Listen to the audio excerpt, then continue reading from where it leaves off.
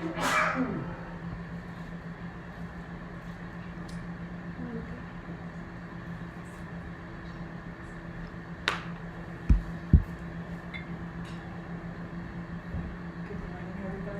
morning. So for this song, it's going to be a collaborative experience. Hopefully you'll join me with this chant. And it has movements. You can add harmony. You can add echoes to it. You've heard it before, I think. So it's I surrender. To the change. That I need. To help me heal. I surrender. To the flow. That my wholeness. Does reveal. Okay, here we go. I surrender to the change that I need to help me.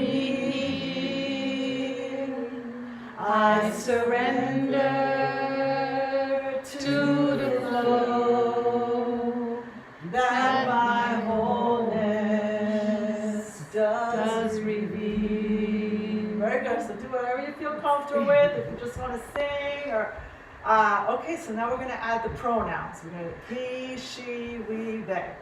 Okay? She surrenders to the change that she needs to help her heal. She surrenders to the flow that her wholeness does reveal. He surrenders to the change that he needs to help him heal. He surrenders to the flow that his wholeness does reveal. We surrender to the change that we need to help us heal. We surrender to the flow that our wholeness does reveal. They surrender to the change that they need to help them heal. They surrender to the flow that their wholeness does reveal. You surrender to the change that you need to help you heal. You surrender to the flow that your wholeness does reveal. Last one, I surrender to the change that I need to help me heal. I surrender to the flow that my wholeness does reveal. Thank you.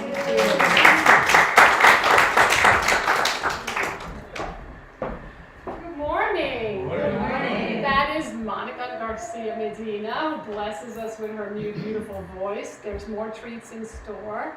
So welcome to Center for Spiritual Living Morristown, online and in person. I'm so happy we all get to be together. And the theme for the year is Living Out Loud. And for April, it's the power of vulnerability. And today I'm talking about uncertainty, that place of the unknown. And Laurie is blessing us with a guided meditation. She's our assistant practitioner today. So we're having a good day. It's spring, everything is turning green, everything is flowering. We just came back from Alabama, so we kind of got to see the start of the spring in two places. Well, 3, 4, 5, 6, 7. Oh, it's far. And so it's really a beautiful time of year. So I want to start with the Namaste practice today. Namaste is the Sanskrit word for the divinity in me, blesses the divinity in you. So there's a giving and there's a receiving. So put your hands together and just say Namaste to somebody. Namaste.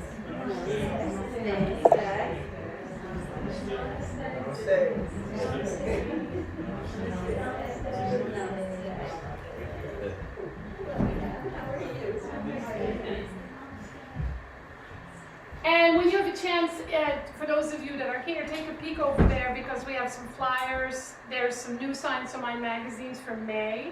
And we have a wonderful 2-event weekend in May for Mother's Day. So those of you who are mothers or you have mothers, bring your mothers.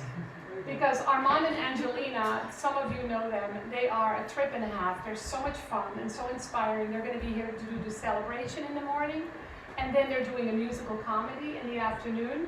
And then on Monday night, the musical comedy is Monday night, the 15th. In the afternoon, they're doing an angelic harp and sacred music concert. So that's going to be really fun.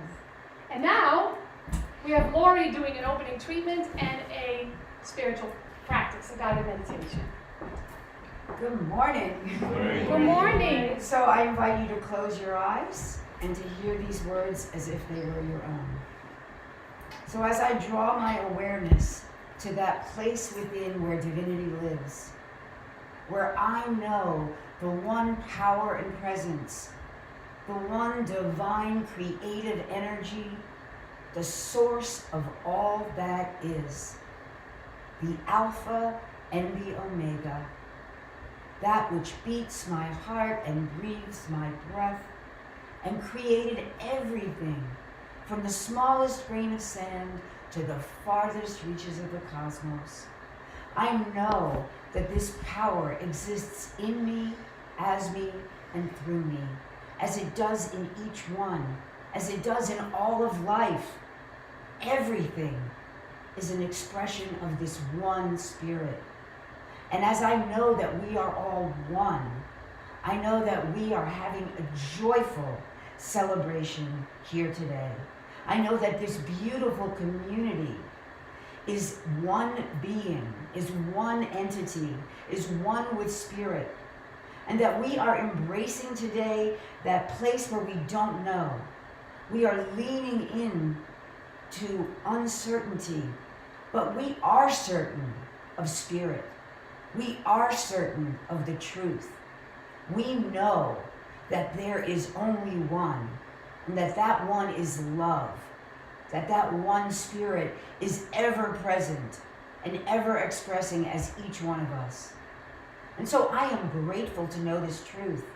I am grateful to speak this word and to know that this celebration today is a glorious expression of spirit, and that everyone is fed and spiritually rejuvenated from being here, from watching this, from being a part of this beautiful community. I am grateful, and I let this word go into that subjective law that can only say yes, knowing that as I think it, speak it, and do truly believe, so it must be. And I invite you to join me in saying, And so it is. Welcome, everyone. It's good to see you all here. Good to see you online. So this morning, Reverend Frankie's talk is about that place where we don't know, right? Leaning into uncertainty. embracing the fact that nothing is really certain in this world, right? We are not guaranteed anything. I'm a human being and I like to know what's going to happen. I like to have plans. I like to be sure. But in that uncertainty, in embracing the fact that I don't always know and that I can't control what's going to happen, there is infinite possibility, right? I mean, how boring would it be if everything was scripted? If you knew what was going to happen tomorrow and the day after and the next day and everything was just set, what you were going to eat, what you were going to wear, it was all just written in stone. Oh my goodness. What a small life that would be, right? What a small world that would be without spontaneity, without the possibility of excitement, without not knowing what could happen. Because there's one thing I do know, and that is that in that possibility, there is the opportunity for a greater experience than even I can imagine. As I relax into that unknowing or that, uncertainty, I allow for something to happen that is greater than even I can imagine. And I have just, as some of you know, I have just come back from New Orleans where I curated my friend's art show, and I had an experience of uncertainty. I wasn't certain I could do it. I hadn't done anything like that since the 1980s. I wasn't certain how it would work out, what the reception would be, how the dynamic with my friend would be. I didn't know. But instead of being in fear and letting that stop me, I leaned in. I leaned into trusting that I had the intuitive wisdom within me. I leaned into trusting that I am always one with spirit, and that there is that guidance, there is that one mind, there is that intelligence of which I can align myself with and lean into and rely on. And it was a wonderful experience. It was a wonderful growth opportunity. I felt empowered. I couldn't believe how great it all worked out. And I am grateful that I got to have that opportunity, that I got to be there for my friend, that it all worked out. But if I had been in fear, none of that would have happened. So it's really important to lean into trust. So I'm going to lead us now in a short guided meditation that is about transforming the fear and anxiety that most of us associate with not knowing, right, into excitement and into opportunity. Like embracing what we don't know, because knowing that there's a greater good that's just waiting to express itself in our experience. So I invite you, if you're comfortable, to close your eyes and to bring into your awareness something that is uncertain in your world. Bring in something small, because this is a practice, right? And so we get better at it by practicing on small things and then using it when we come on more difficult things. But it could be what you're doing later, what you're going to eat tonight, what your week's going to look like. Just something small, but something that you're uncertain about. Now, breathe that into your body. How does that feel? Is there an uncomfortability? A little nervous stomach? A little jitteriness? Perhaps your heartbeat elevates. Just in that sense of being unsure, of not knowing. But did you know that your body's physiological reactions to fear and anxiety are exactly the same as those of excitement and anticipation? It's just how you define it, how your mind labels it. But your body's reaction is the same. The sweaty palms, the nervous stomach, the anxiety, the jitteriness, all of that is the same. Whether you're riding a roller coaster and loving it, or fearful about something that's about to happen. So you get to choose to tweak how it is that you label it, how it is that you embody it. So now, I invite you to Bring into your awareness that same thing that you're uncertain about, and now feel like it's done. It is in concrete. It is decided what you're going to eat, where you're going to go, what you're going to wear, whatever it is. It's absolutely a definite, secure. How does that feel? I know it can feel comfortable, like sort of settling into an old couch or an old pair of sweatpants. It can feel very familiar. And it can feel very secure and safe. But let me ask you something. Is anything ever really secure? Even if it seems to be decided and written in stone, nothing is guaranteed in this world. Not even your next breath. This moment is all you really have. And so breathing into that feeling of knowing and seeing it as not really true. Nothing can really be known. And when we try to cling to that and hold on to that, that's where we create our suffering. Instead, I invite you to let go of that comfortability, of that soft couch, of that thinking that you are secure in something. And once again, move into uncertainty. But this time, try to see that uncertainty as the big blue sky of infinite possibility. You don't know what's going to happen, but it could be amazing.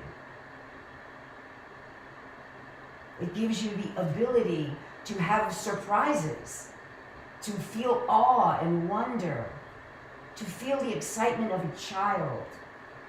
All of that exists in the gift of uncertainty, of not knowing, if we choose to embrace it that way, if we lean in to it instead of resisting and trying to nail down whatever it is that we want to know.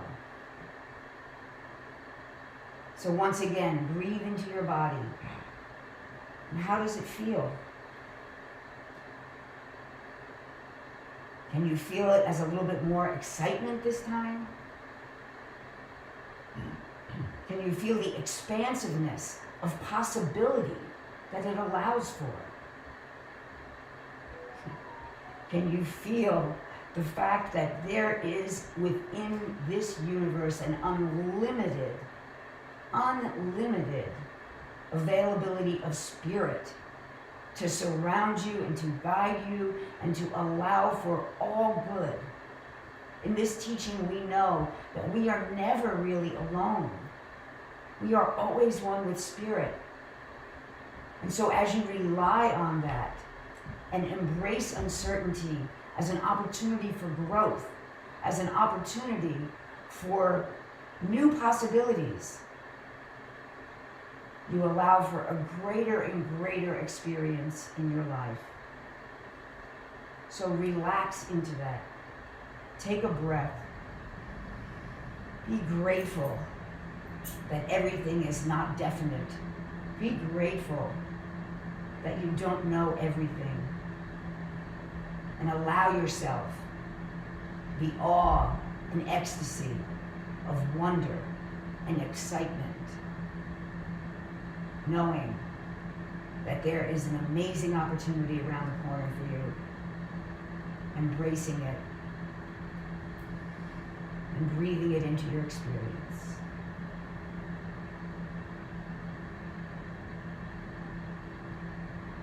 I love roller coasters, so I choose to see that sense of physical, excitement as excitement.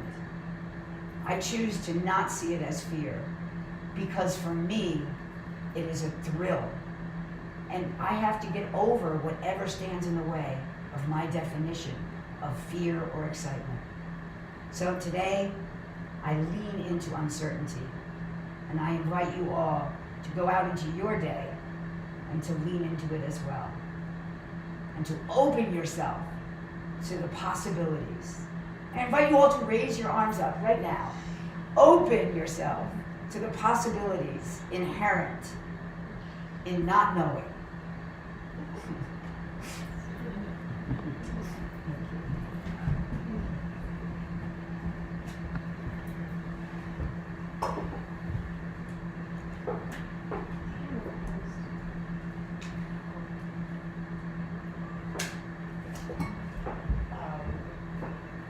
Okay, along those lines, keep going. Wow, that's so hard. Yes, I had to lean into uncertainty this last month because I had something going on in my arm all of a sudden. So that's why I went into my roots, my musical roots of singing, and I'm representing an aria from The Marriage of Figaro. Just at the end of the opera. And Susanna is waiting for her lover, and she's there with nature, she's in a garden, she's outside, and she's anticipating her marriage. and I metaphysically, I'm also, with this aria, it means to me, just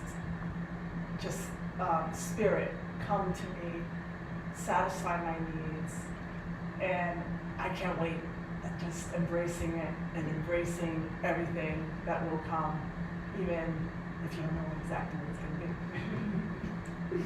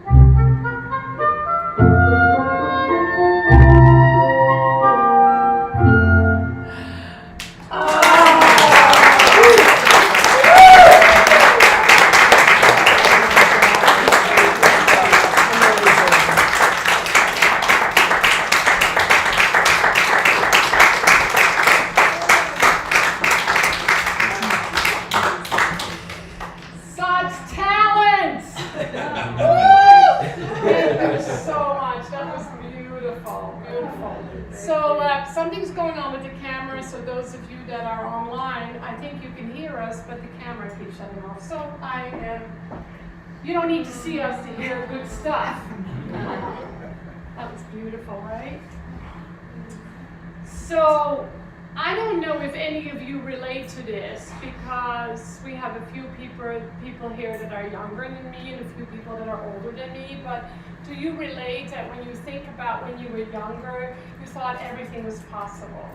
And you thought you knew your whole life was going to be planned out. You knew whether you wanted to go to school, what you wanted to do for a living, that you wanted to have a husband or a wife or a spouse or a partner and 2.3 kids with a house and a picket fence. I find that especially to be so in this culture, more so than the culture that I grew up in and where I grew up in the Netherlands, because it was never my dream to be married, to have a house, a picket fence, and kids. And so my life turned out differently that I'm actually very happy about. So we think about these things when we're younger, and we don't yet have that feeling that who knows what's going to happen. Something happens at a certain time in life where there is that shift of, oh, I don't really know if it's going to turn out that way. I don't really know if that's going to happen. And so that shift, that moment, I think is a moment of awakening, or a moment of maturity, or maybe there's a crisis and everything changes and nothing turns out the way you thought it did. I think it's meant to be that way, like Lori's meditation. I don't think it's all supposed to be so perfectly planned out and lined out, because that is not a very growthful experience. What we learn on the spiritual journey is that the things that we face in life and the shifts that happen that we don't expect teach us what we're made of. They can be moments of strengthening and learning and growing more about ourselves. I know for me, the most difficult times in my life, I was the most surprised how strong I was, and that I had more wisdom than I thought I did, and that I had more emotional bandwidth than I thought I did, or sometimes less. And that was an interesting awareness as well. And so when you think about your life and you think about that shift that happens where you kind of, how many of us thought when we were teenagers that we knew everything? All right, and everybody was stupid or old, right? And you're just an old fart, you don't know anything, right? That's just a part of maturing, right? And then we get these little surprises. And when we get those surprises, there is this awareness that we don't really have that much control.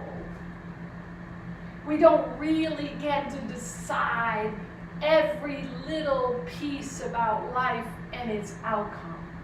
There are obstacles in the way, and many times, for me anyway, those obstacles became blessings and gifts. There are things that are happening in my life right now, in my inner life and my outer life, that I never thought would happen. And it's because I let go and I trusted the process. I'm telling you, I did not plan to come and live in the United States. That was not in my plan, ever. Even when I came to live here, that was not the plan. But there was something that called me to be here. And that calling led to a career of 30 years now, and beautiful family and friends, and of course my beloved Norman. And all that would not have happened if I had stayed in Canada, or in France, or even in the Netherlands. So we can look back as we mature and say, well, there's some things I might have regrets about, and then there are some things that taught me and grew me, and I learned so much about myself and about life that I would not want to go back. And so I want you to think for a moment what some of those things are for you. What were some of the things that you had in your mind when you were younger that you knew for sure, right? You knew for sure you were going to be a doctor, or a nurse, or an opera singer, right? Or you knew for sure that you were going to have a partner and children and a home and all that. How many of you had that feeling when you were younger, right? And so those are important things to reflect on because they give us information about where we are today and who we are today. When I first became a minister and I was teaching classes, I was a nervous wreck. I remember the first time I had to do a lecture, that I was so nervous I had diarrhea all night. And I was just a nervous wreck. And I know I've shared this before, but I remember in the morning I had this lovely dress on, kind of like this. And of course I went to the restroom for the 100th time, and I walked into the sanctuary of the aisle, and somebody says, Frankie, your dress is in your back of your pantyhose. So the bottom of the dress was sticking in my pantyhose, and there I was wiggling up the front with panties and pantyhose on. And it's instead of freaking out, I laughed so hard that all the nervousness left my body. And then I started teaching classes, and I remember telling my teacher, I cannot teach classes because what if somebody asks me a question and I don't know how to answer the question? And he said, what? He said, just say, I don't know. And that was not even a concept in my mind that I could give that as an answer. I don't know. And now I have learned they are the three, four-ish, most powerful words in the English language. That we can say, I don't know. I don't know the answer to that question. I don't know what's going to happen tomorrow. I don't know how I feel yet. I don't know. It's very powerful because it's a place of openness. It's a place of willingness. It's a place of freedom. And there's a difference between saying, I don't know and I'm such a failure, and saying, I don't know and I'm just open to find out. And so I have really learned to live in that place of not knowing and trusting that something in me knows and it will be revealed, or it will come to be known in its due time, and I can just relax. And then there's many things that we're not supposed to know. Somebody recently asked me and said, would you like to know when you die? No! I don't want to know when I die. I don't want somebody to say, I'm psychic, you're going to die when you're 80 or 90 or 100. That would be depressing, but anyway. So it's like, I don't want to know that, right? And so even the things that we think we want to know, do we really want to know them?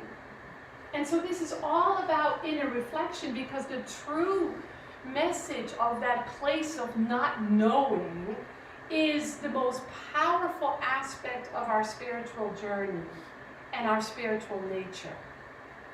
Because it makes us rely not on what we know consciously, not on what's happening around us, or what's in our calendars or in our future, but it's that place of trusting.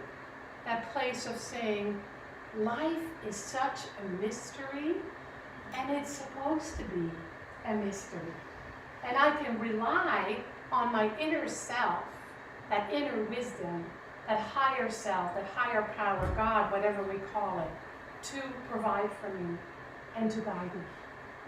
And that's a powerful place to be, because that's where that shift happens from outer to inner, from fear to faith, from control to freedom, and so on.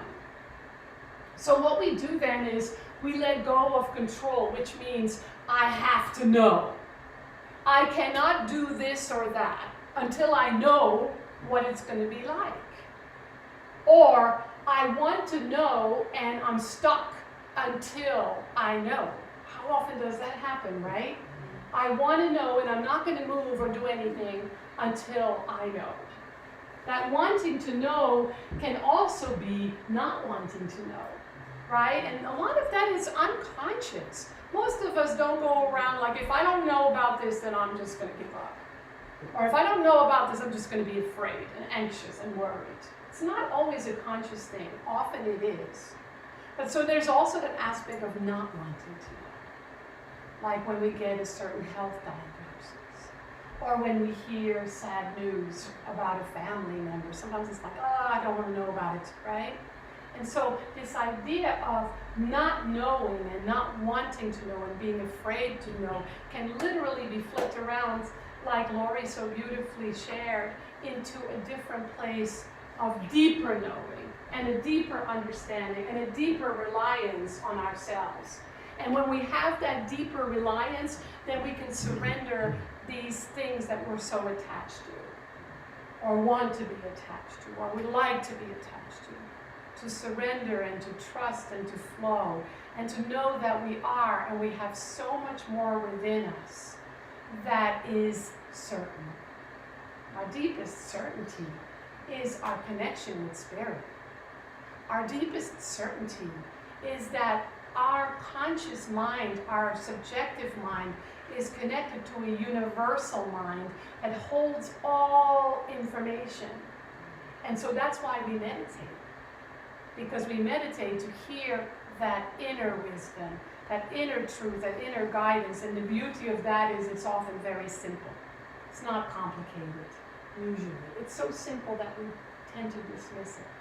If we meditate and we want to control something and something inside of us says, just trust. There's a part of us that wants to like, that's it? That easy? Can't be that easy. Because we like to make it more complicated, right? So once we begin to trust, then that need to know, that anxiety dissolves and something within us heals. And we become more free, more open, more present. It's kind of like what my teacher used to call spiritual Aikido. There's a different flow, a different movement, and no hard movements and no forcing. So it's about being more free, right? And don't we all want that more than anything? So there's this wonderful quote that I just forgot to read. Someone grab my book. It's by an author, a journalist that I've never heard of, Tony Schwartz. He says, let go of certainty. The opposite isn't uncertainty. It's openness, curiosity, and a willingness to embrace paradox rather than choose up sides. The ultimate challenge is to accept ourselves exactly as we are, but never stop trying to learn and grow. So I'm going to close with a poem and just a summary of what I've talked about, but it's not really a poem, but it's a poem to me by Jeff Foster. He's a very well-known author in spiritual circles, and I really love this. He says, leave everything undefined, including yourself. Leave everything undefined, including yourself. Befriend uncertainty. Befriend uncertainty. Fall in love with mystery. Fall in love with mystery. Kneel at the altar of not knowing. Kneel at the altar of not knowing. Give your questions time to breathe. That's a good one, right? Give your questions time to breathe. And the answers will come to you. And the answers will come to you. Notice how that feels when you listen to that. I see all these nodding heads and going, yeah, after. We we just forget. So what we discover this week about certainty and uncertainty is that life is a dance filled with mystery, filled with uncertainty, and maybe some things that are quite certain, that nourish us and that feed us. So the idea is to move very consciously with all of it, to remember that it's all a mystery and it's all pretty miraculous, right? So this way we can feel all of life in a deeper way, in a richer way. in a more expansive and free way. Because we already know on the spiritual path that there's something that governs all life. And it's not just outside of us, it's inside of us. I don't think anybody in the world is saying, you know what, I think tomorrow it's going to be winter again, and then it will be fall. All of us know that spring is in full bloom, and what's next? Anybody doubt that? It's pretty certain, right? It's because this universe governs all of life. There's an utter predictability to that, an utter certainty to that.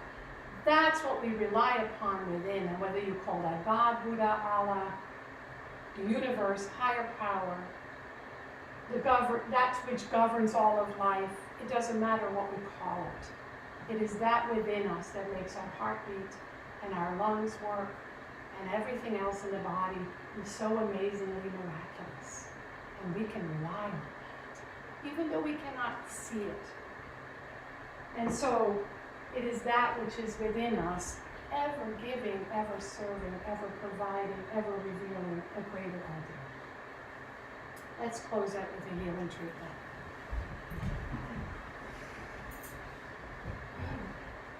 So in this moment, I speak this word in the I am, which is our true nature. Each one of us is living in the oneness of all life.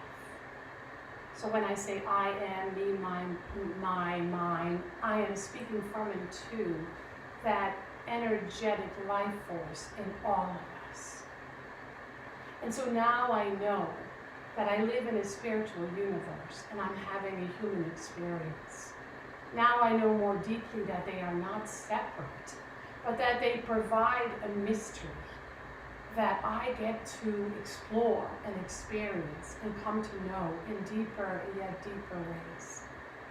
So today I surrender more graciously to life, and I trust that I have always what I need. And if it seems that I don't, I am willing to sit still, be patient, ask some new questions, listen, and wait until they are revealed to me. I trust this implicitly. I know that there's something within me and something around me that holds me just like the ground beneath my feet, something that guides me in a very gentle, supportive, and loving way. I know today that I can let go a little bit more of feeling fear or anxiety or worry about anything or something in my life. I can let go and know that there's something greater within me that can not only provide but take care of me. And so trusting this and so much more, I have a new relationship with that place of not knowing. I have a new relationship with that experience of uncertainty.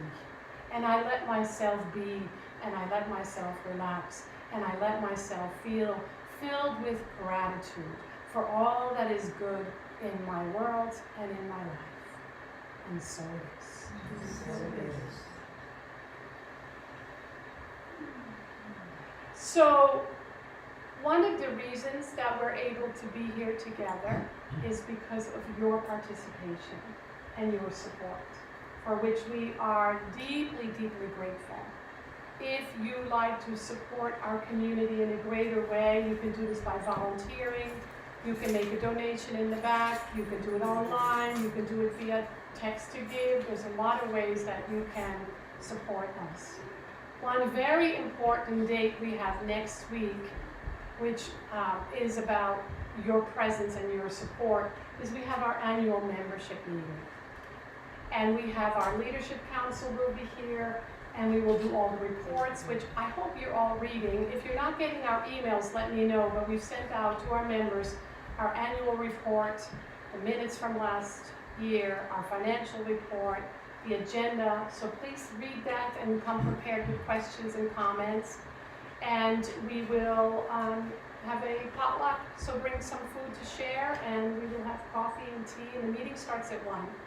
And it's going to be over no later than 2:30, so we hope to see you all there. And now we have Monica doing one more performance.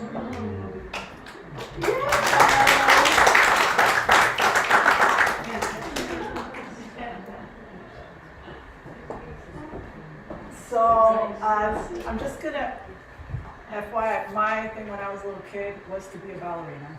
Not a singer. So, but I'm going to, with my body, present this poem that I wrote called Greatest Good.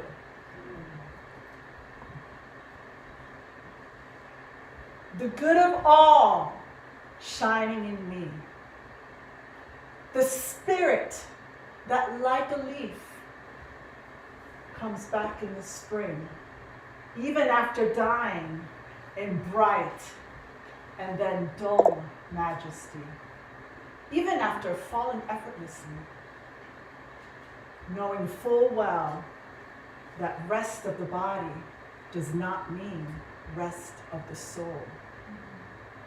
Always its best, but not too seriously. Always creating and learning how to stay in the present. The gift that always satisfies into infinity. The gift that always surrenders to breath and inspiration and love. Unconditional love. Uncensored love.